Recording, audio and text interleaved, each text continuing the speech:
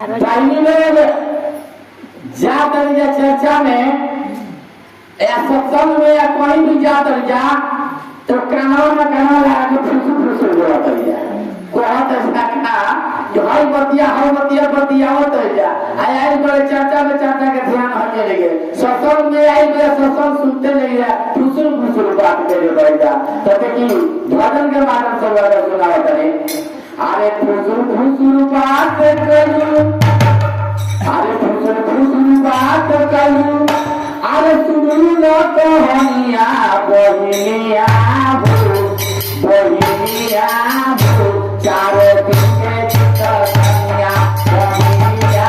भो चारों दिन के चितनिया बहिनिया भो चारों दिन के चितनिया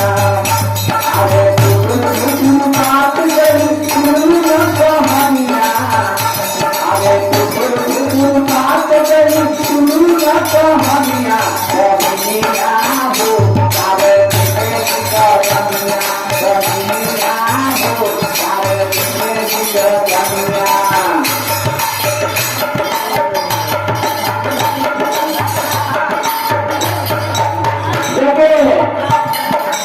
भजन के माध्यम से क्या पता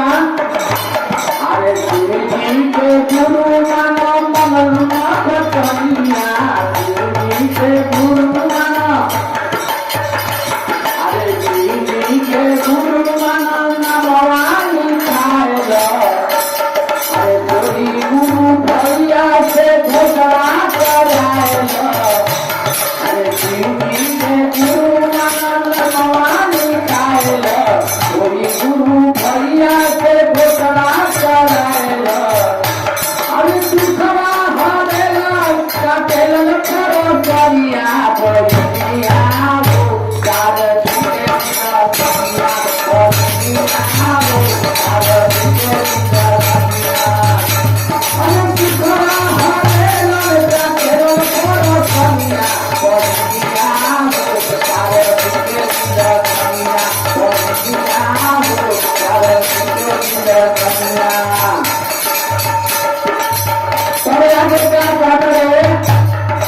मामा करू लखिया से छुट्टी जाई मामा करू लखिया से छुट्टी जाई अरे मामा करू लखिया से छुट्टी जाई जगवा में भरी तोरा कोई नहीं जाई जगवा में भरी तोरा कोई नहीं जाई अरे गुरु से तारा अरे गुरु से तारा मांगो गुरु से तारा मांगो करो जिसको बनिया बनिया हो चारों दिन के चितनिया बनिया हो चारों दिन के चितनिया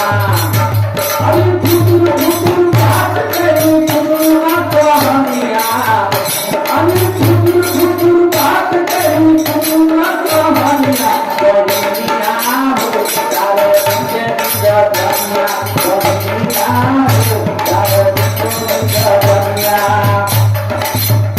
पता करे यही निकल कवा से सकीना